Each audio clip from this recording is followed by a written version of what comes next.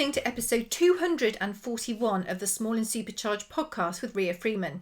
Well, on today's Small and Supercharged podcast, we're joined by Tara Keoshgerian, who you may know better as the founder of Mochara.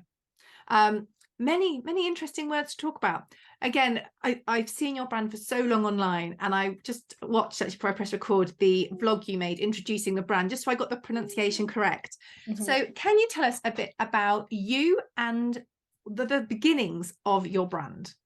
Yeah, so I'm Tara, I'm 24 years old. Mochara launched in June 2019 when I was 20. Mochara means my friend in Gaelic, and it's named after my horse who's called Buddy, and he's Irish and I'm also half Irish, so it all kind of links in quite nicely. I got the idea actually whilst I was in my final year at university. I was studying equestrian sports science at Hartpury. And whilst I was there, I kept Buddy there with me in my first year.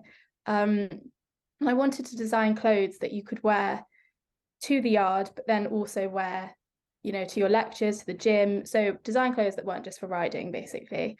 And I saw that there was a bit of a gap in the market for clothes that weren't overly branded with the words equestrian.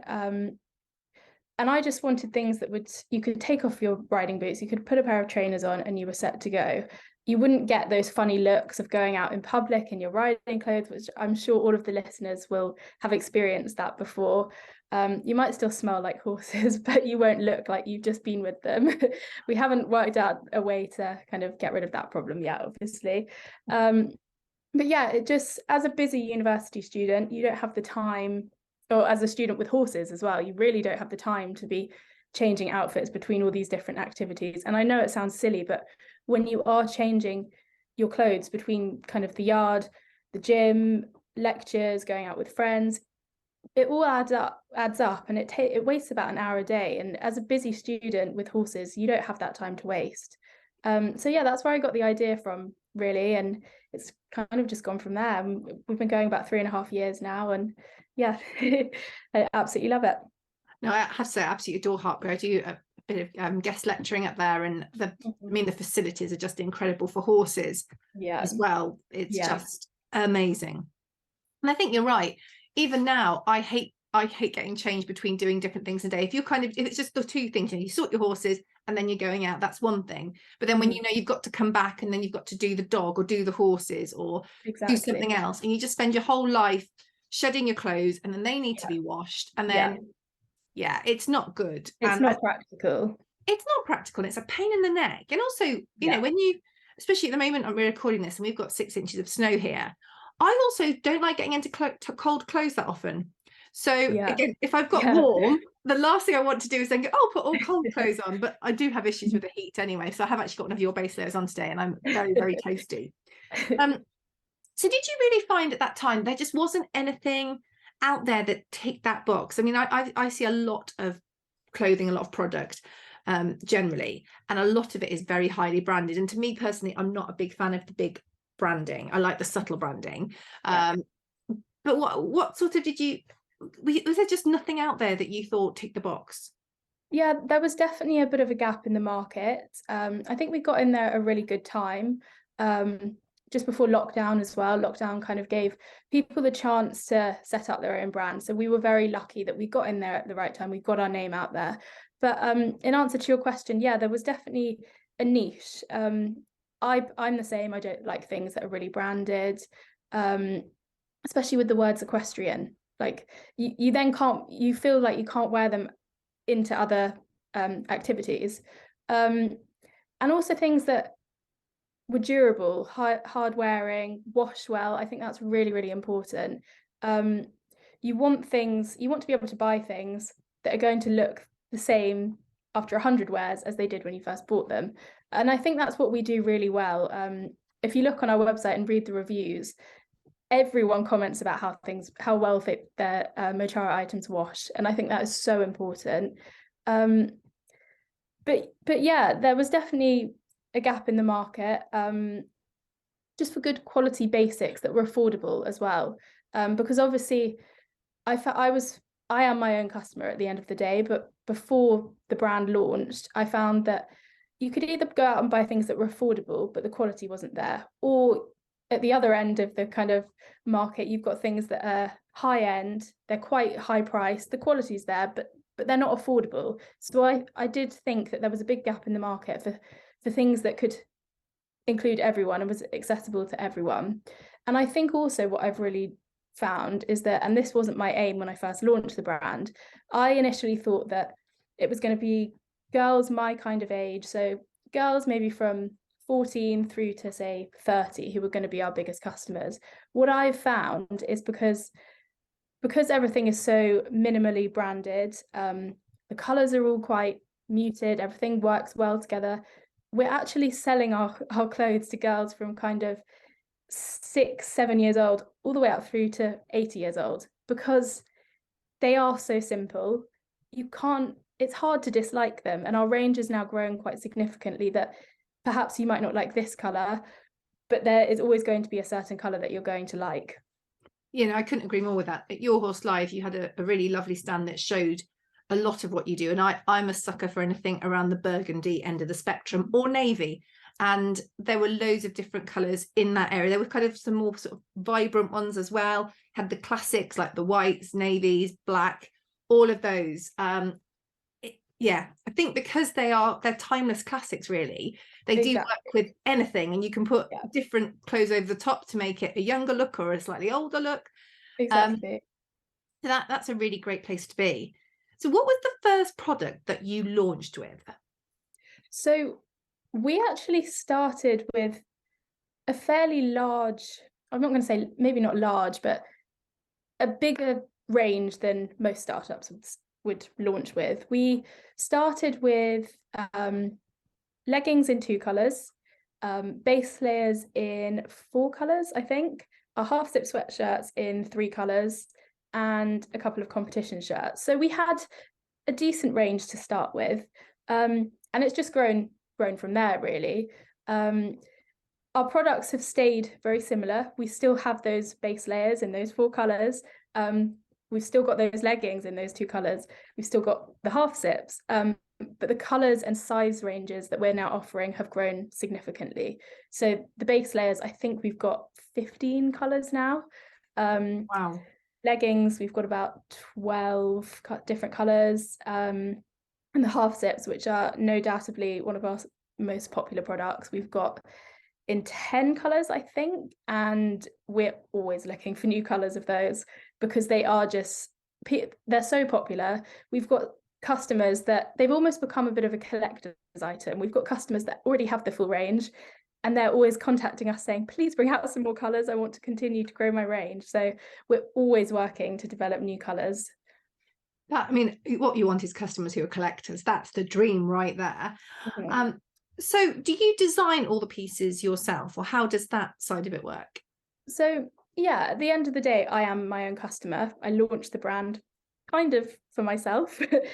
So I do design things that I like and I want to wear. I myself am a rider, I'm a gym goer, so I know what I like and what is practical, what works well.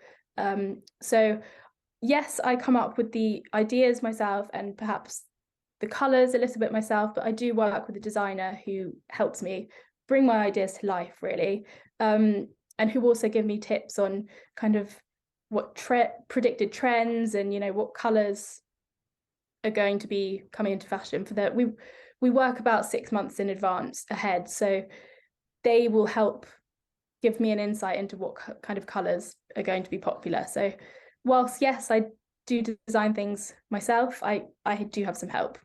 I think that's a great mixture, because you've got the ideas, what you want, but having somebody with that level of sort of technical skill to make the product absolutely superb. And as you say, you've got those amazing reviews, you've got a high bar you need to keep going to now, which is really great, and really exciting.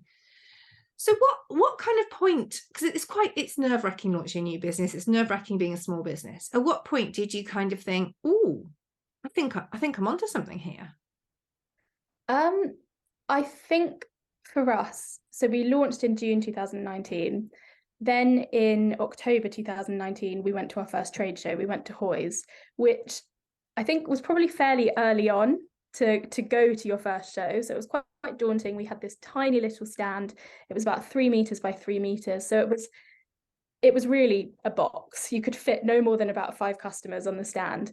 But I think that's how we really got our name out there. And then a couple of months later, we went to Olympia in December. And I think that's when I really realized that actually this brand could grow to something bigger than I ever expected. Our stand increased in size. We had, I think it was about a 4x6 stand. So it was still fairly small, but it was significantly bigger than at Hoy's. And it was just busier than we could have ever imagined. There was myself, and I had my cousin and my best friend working on the stand with me. And it was just, I don't think I prepared my friends for what was about to come. I don't think I was prepared for what was about to have come, but there were queues going off the stand. We only had one changing room, which really wasn't enough. And I think that's when we really realized, okay, this is going to be a lot bigger than we could have ever imagined. This stand is not going to be big enough for us next year. What other shows can we get out to next year?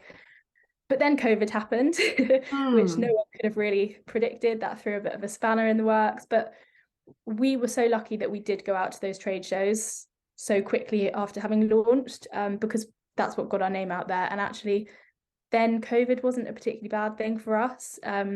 However, had we have not gone to those shows, I think it would have been a bit of a different story. Now, I was going to say, because obviously as a new business, you had your plan, you knew what you're going to do, you tried those 2 events, they worked really well, probably looked at the whole of the next year and gone, amazing, the season really starts kind of March time, just coincided with when we weren't allowed to leave our houses. Yeah.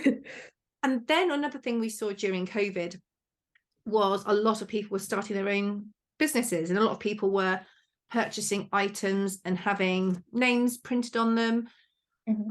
How did COVID work out for you? How did it work with having to change your plans, and with I'd say increased competition, but I'm not entirely sure it was increased competition for a brand like yours, but I'd love your take on it rather than just mine.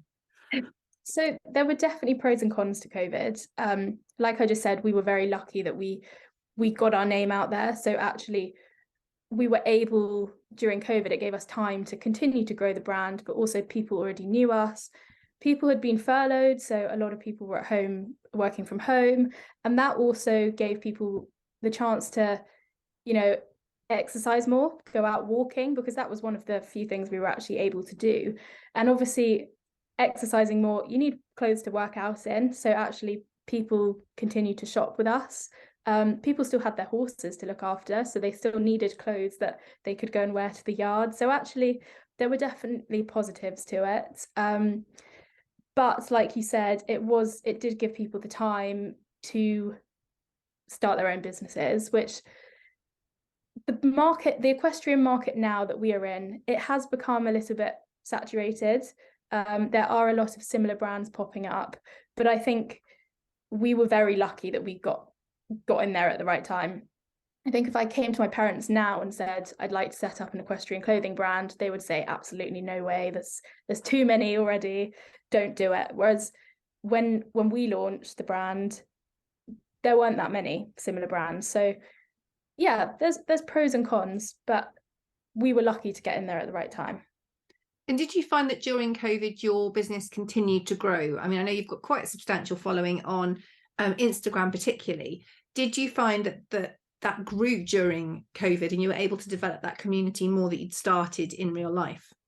Yeah, absolutely. I think what we did throughout COVID was, through our social media, we tried to show kind of the real life of running a business. And I think people really appreciated that. So we weren't afraid to tell all of our customers about how we'd planned all of these trade shows to go to. We'd had our first 2 trade shows the year before, which went so well, and we were looking forward to going out to all of these new shows. And unfortunately, due to COVID, they all got cancelled. So I think people really appreciated seeing the kind of real side of running a business, and we tried to continue that throughout COVID as much as possible, and involve customers and give them ideas of things they could do throughout COVID. And things that related to our own brand that could also relate to them. So I was doing things like going out for walks and just kind of in the clothes and just kind of documenting it with the customers. And I think it was quite relatable and just real life. And I think it just gave them something to enjoy and listen to and feel involved. Yeah, absolutely. I think that was a really strong strategy, to be honest, because everyone was in the same boat, and being able to share ideas when you can't do what you normally do, so you're having to go at it from nothing, is really beneficial and really supportive. Now, obviously, we're hopefully, grips onto wood, the other end of COVID now. I mean, the events have happened, let's put it that way. So there's been lots of events that have been happening. So what point did you start going back out to events again post-COVID, and what was the sort of response like? The response was huge. I think I can't actually remember which our first was when we went back out. It could have been Hickstead or Windsor, but the response was absolutely huge. People were obviously people had been locked away for so long, and then going out to these shows. I mean, people love these shows. They love going to all the big trade shows to watch the performances and to do the shopping. I mean, the shopping is a huge huge deal, and I think Hoys and Olympia that year Olympia was our best show we've ever had by an absolute mile, because everyone was just desperate to go out and spend money, and I think it really showed.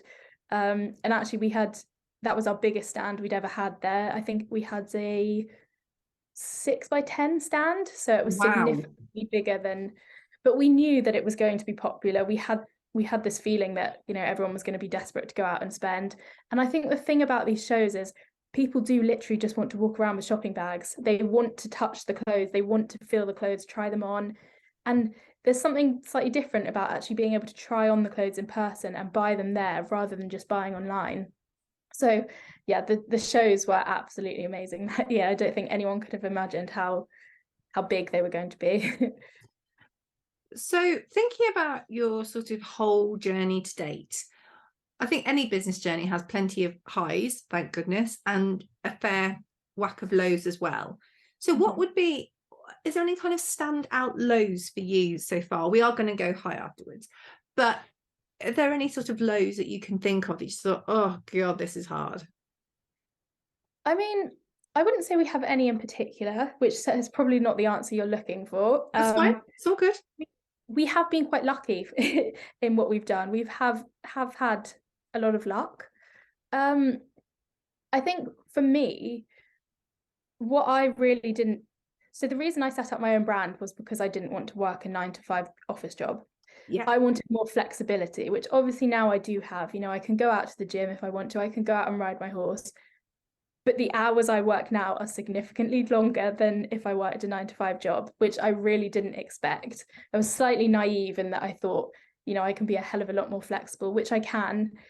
But I work weekends, I wouldn't say I have taken a single day of holiday since the brand first launched. I am definitely more flexible. I can do my own thing, but at the end of the day, I run my own business. So I've got emails coming through on my phone. There's not really much of an escape from it. So that's probably the only drawback, but I wouldn't change it for the world. I absolutely love what I do. No, I think that's a really good point, because people do think, I mean, obviously I'm I work for myself as well, and I know that people go, oh, you are so much more flexible, and you can do things. I mentioned before we started recording, the dog was spayed on Monday, and I had the time to take her to the vet, to pick her up at the right time, to take her for a checkup without having to check with anyone, which was great. Yeah. But that doesn't mean I'm not, I was giving a webinar until gone 8 last night, which was great. I'm on my phone most of the time. I'm looking at emails.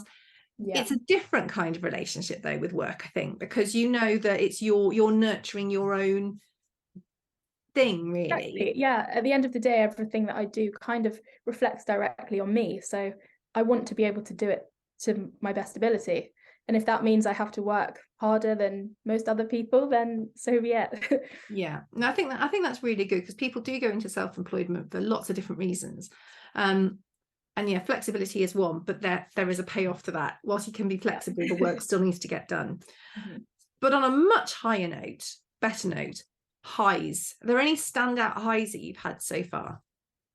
Yeah, so it would have to be the shows. I think what I mentioned previously is that year at Olympia 2020 was, or 2021 even, was our best show to date. We had the biggest stand we've ever had. It was just, yeah, absolutely amazing. Had a great team of girls working with me on the stand, and we just have the best fun when we work at the shows. It's just a chance for us to actually, obviously we're working really hard, but we are having fun, and it's so lovely to meet all of these customers and, you know, put a name to a face. And I think that's when we really saw how much the brand had grown over lockdown, throughout COVID. And yeah, that's definitely got to be one of the high points for us. That's really lovely. And again, it's all kind of customer focused as well, which a lot of what you've talked about during this podcast is very much, it is about that customer. You know, the work you did in lockdown, helping support people with whatever they were up to, I think really is testament to that as well. What I've noticed as well is that you've built like your whole brand is based on community. I was watching the video that you put together, which is on your YouTube channel, about how you started the brand, and it's very much, you used your friends as your models, and you said, the shows you have your friends, but that community is really expanding now because of social, hasn't it? Yeah, I'm so glad you picked up on that, because community and like being relatable is one of our core values from day one. It's continued through to now. I think it's so important to be relatable and authentic, and customers really appreciate it, seeing the real side of running a business and feeling like they're involved in the business. Like, we will always try and involve our customers as much as possible with feedback and involving them in decision making, with new products, new colors, because they feel like they've played a part in the design, which I think is really important. And yeah, like you said, with models, none of our models are professional models apart from those on our website. All of the other models are friends of mine who I've met through university, school, riding. And I think you don't need professional models. You can really see that the girls are just having such good fun during the photo shoots, and I think that really shows in the photos and the content that we get. And it's real life as well. I think people appreciate seeing the clothes modeled on real people, real riders that they can relate to. Yeah, absolutely. I've noticed on your website as well, you do show a range of different sizes and shapes of people in the clothes, which I think is really useful as well, because, if you're not a size 6 and you're looking at someone who looks amazing as a size 6, it's very difficult to imagine yourself in that situation. So I think that's a really good thing. That was obviously a conscious decision you made. Yeah, definitely. I think it's really important to show the clothes on, it's not one size fits all. Everyone is so different. And I think, yeah, it's so important to show the clothes on different models, and show that the range fits all different shapes and sizes. I think the one thing that we haven't done yet, which I do very much want to do in the near future, is show the clothes on a slightly older model. I said at the beginning of the call that we have found that our products fit people and appeal to people up to the age of 80, 85, which they do. And I think what we haven't done is actually shown the products on these models. And that is something that we plan to do very soon. But also at the same time, it's very hard to find, like I said, we use real riders and non-professional models. It's very hard to find someone slightly older that actually wants to have their face shown on camera. We've used friends' mums, but it's very hard to actually find people that are confident in front of the camera. Yeah, no, absolutely. But I do think it's really great to show that breadth of your range, because people can see themselves in it. We're saying about being relatable. It's not just relatable in the language that we use or how much we love our horses. It is relatable when you can see bits of yourself in the images and go, yeah, that would work for me. Yeah, exactly. Now, something that I am always on the case of is around influencers, brand ambassadors. How do you work with influencers and brand ambassadors? And do you find, I'm sure, because a lot of the brands I work with get this, loads of messages about wanting free stuff, essentially. Yes. Yes, we receive hundreds a day. Right from day one, we've received hundreds of messages, but I mean, that's not a bad thing. It shows that people are really interested in the clothes and they like the clothes. But obviously you do have to be picky with who you work with. You don't just want to send out clothes to people and they take the clothes and you get nothing for it. So yes, we get loads of interest and messages, but for me, it's very important to work with people that are already fans of the brand. So they've already purchased from us and, show that they really actually do wear the things and they're not just looking for free clothes. And also real riders as well. I think there are so many influencers that just have big followings, but they're not actually out in the industry competing. And I think through competition, that's where your products really get displayed to a wider range of people and really get kind of put out into the real world, if that makes sense. Yeah, it's not easy though, and I know that again a lot of brands I work with I do have the most incredible messages come through, like want to sponsor me. Yes. And that's the complete message. Or I've been a fan of yours forever, and they don't follow you and you look through their grid and they're actually promoting someone who you could see as a direct competitor and you think, really, come on, try harder. I think as well it's really important that there are certain influencers now that have these huge followings, but I actually think it's more effective to work with more kind of micro influencers that perhaps have a much smaller following, but whose following are very active and they're not already working with other similar brands. It kind of loses its authenticity if they're working with so many different similar brands. You want someone that is actually loves your clothes and is going to wear them all the time and isn't really going to wear anyone else's brand. Yeah, because they want to, not because they feel that they can actually just accumulate more and more free stuff. So no, I couldn't agree with that at all. Now, what's to come for your brand? Obviously, you are, in the grand scheme of things, a young brand, but you've done a lot in quite a small space of time. What's to come in the future? What can we expect to see that you're allowed to tell us about? Because I understand that a lot of things are, bubbling away in the background too. So I think the reason you contacted me is because you saw a certain email go out about investment. So I think I'd probably talk slightly about that. I think we've kind of taken Mochara as far as we can ourselves. The brand's been going about 3.5 years now. And we want to increase our global reach. So we've started looking for external investment. And one of the best places to look for investment is in the UK with the SEIS scheme. So that basically means that people that invest with us are eligible for tax relief up to a certain amount. So we are working with an advisor. His name's James, and he suggested that as we have such a huge following and fan base, why not go out to your customers and see if people would be interested. So that's what we did. We sent an email and said, look, we're looking for investment. Would you be interested in joining in on the journey with us? And we had an absolutely huge response. And from that, we kind of finalized it down to particular people that sounded like they were going to be really interested. And with James, we created an investment deck and sent it out to them. And I think what's really important is that we aren't just looking for people that are going to invest money with us. The point is we want to grow the brand. So we are looking to bring people on that they are intelligent investors, if that makes sense. So they've got experience in things like marketing, social media. We want to increase our board. At the moment, our board, and I'm sure my family won't mind me saying this, is very much Keoshgerian. It's myself, my mother, and my father on the board, and that doesn't look particularly professional. So we want to bring on like a chief marketing officer, chief financial officer, and people that can offer skills to work with us.